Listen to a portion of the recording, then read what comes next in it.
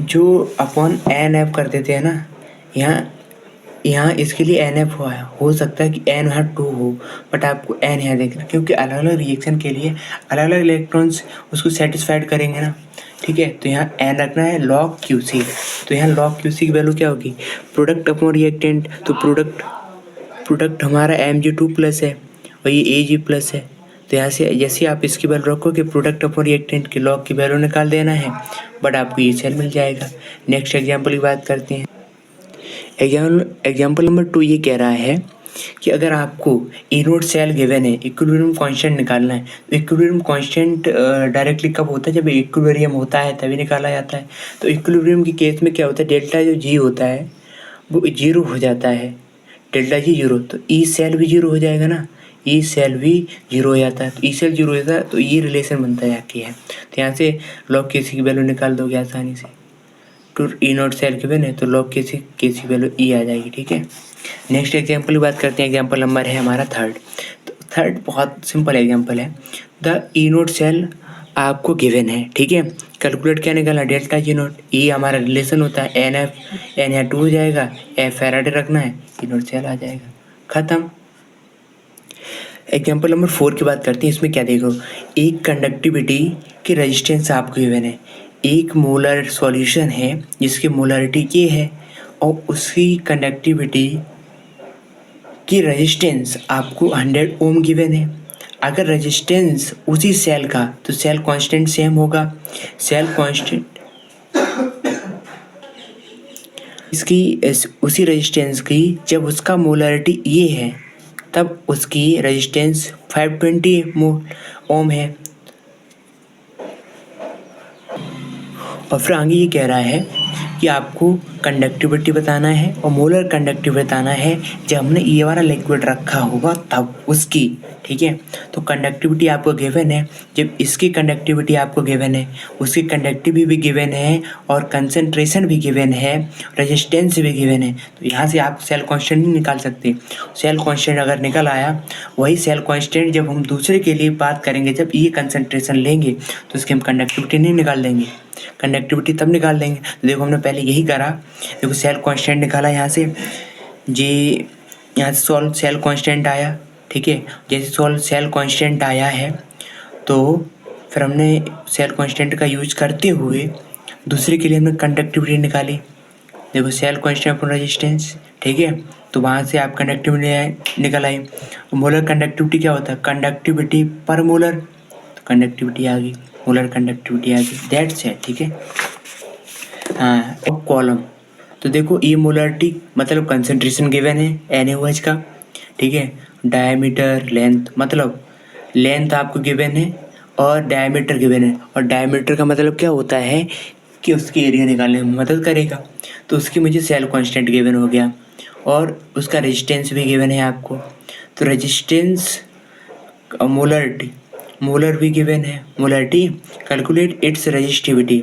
तो रेजिस्टिविटी के लिए क्या होता है, R is equal resistivity R L upon A. तो वहाँ से आपकी रेजिस्टिविटी निकल आएगी, रेजिस्टेंस गिवन है। ठीक है, सेल कांस्टेंट भी गिवन है। ठीक है, तो रेजिस्टिविटी आ गई, रेजिस्टिविटी का रेसिप्रोकल कर देना, कंडक्टिविटी आ जाएगी और कंडक्टिविटी आ गई तो मोलर कंडक्टिविटी आ जाएगी, मोलर कंडक्टिविटी पर मोलर आ जाएगी। ठीक है, के अपॉन सी कर देंगे, आ जाए। बात करते हैं 6 की। तो 6 एग्जाम्पल नंबर क्या कह रहा है आपको मोलर कंडक्टिविटी गिवन है और कंसंट्रेशन भी गिवन है। तो कंसंट्रेशन का पहले ये निकालो, ये क्या कह रहा है। तो आपको एक ग्राफ बनाना है उसके मोलर कंडक्टिविटी के बीच में और कंसंट्रेशन के रूट के बीच में, आपको एक स्ट्रेट लाइन मिलेगी। तो KCl क्या है हमारा, एक स्ट्रॉन्ग लाइगेंड, स्ट्रॉन्ग आपका इलेक्ट्रोलाइट है। तो स्ट्रॉन्ग के लिए हमेशा स्ट्रेट लाइन बनता है, यहीं से क्लियर हो गया।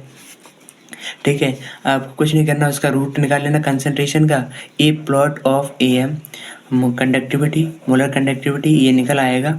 तो अगर हम यहाँ से निकालें तो AM नोट यहाँ से कितना आएगा 150 पॉइंट ये आ जाएगा, उसका अंडर रूट निकाल लेंगे, किसी एक का ले लेंगे ना, किसी एक का ले लेंगे यहाँ से, इसकी उसी का आपको कंसंट्रेशन निकाला, कंसंट्रेशन निकालोगे तो आपको एक ही मिल जाएगा। ठीक है एक ही ले लिया, डिवाइड कर देना ना, टेन थीटा होता है स्लोप। स्लोप क्या हो जाएगा हमारा परपेंडिकुलर अपॉन बेस। तो हमने इससे निकाला होगा, शायद इसी से निकाला गया होगा।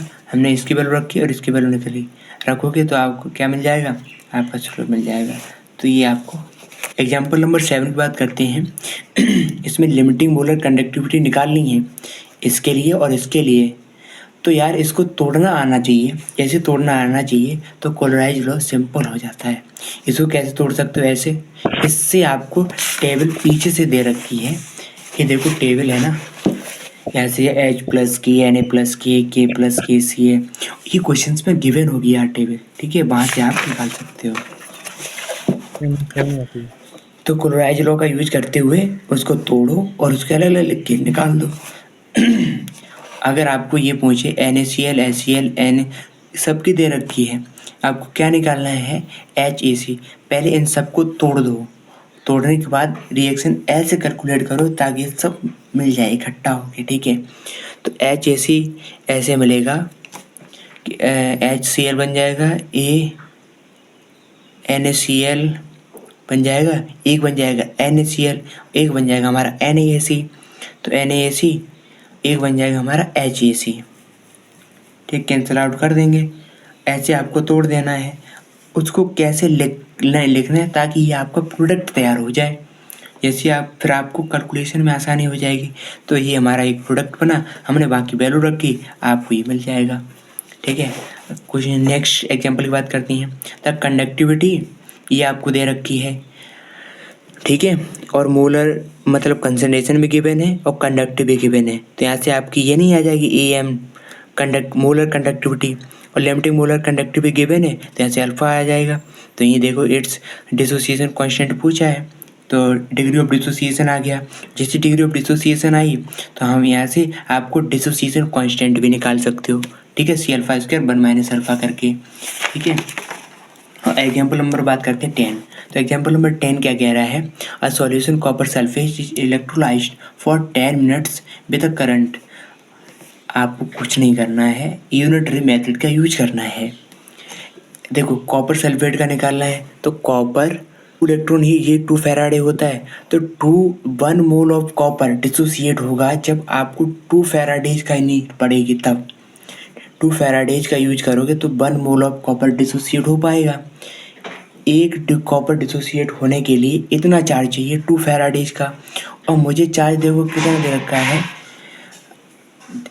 टाइम करंट गिवन है, तो यहाँ से 900 कूलम, तो 900 कूलम का यूज करना है, तब आपका ये फैराडे बनेगा। तो एक कूलम के लिए निकालना है, एक कूलम में वो कितना कॉपर डिसोसिएट हो पा रहा है, फिर उसका उसमें मल्टीप्लाई कर देंगे 900 कूलम का, तो मुझे 900 कूलम में कितना डिसोसिएट हो पाएगा कॉपर, तो वो मिल जाएगा।